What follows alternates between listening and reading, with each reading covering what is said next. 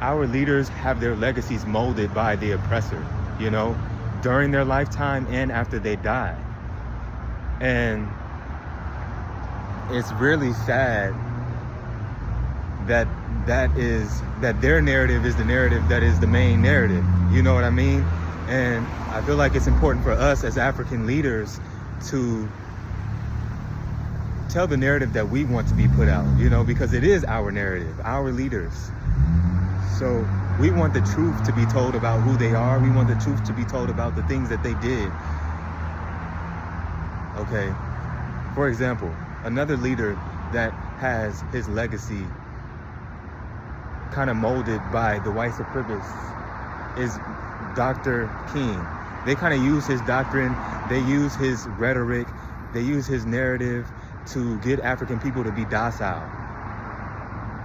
You know, they use Dr. King as a means to say, okay, don't fight back. You know, be nonviolent.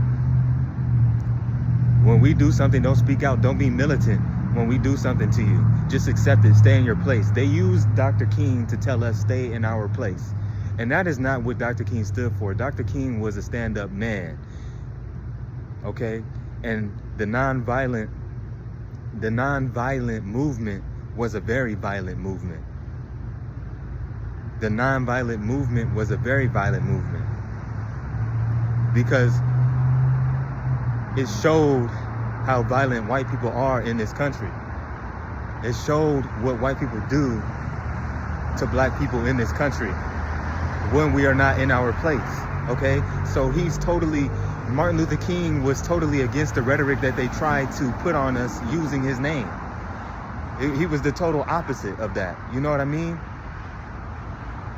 He was a stand-up person. He didn't stay in his place, okay? And that's the reason why they acted out. That's the reason why there was race riots. That's the reason why him and his supporters were beat.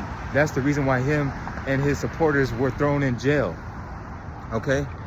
It's because he didn't stay in his place. It's because he was rebellious. And they want us to think otherwise. No, study Martin Luther King for yourself and see.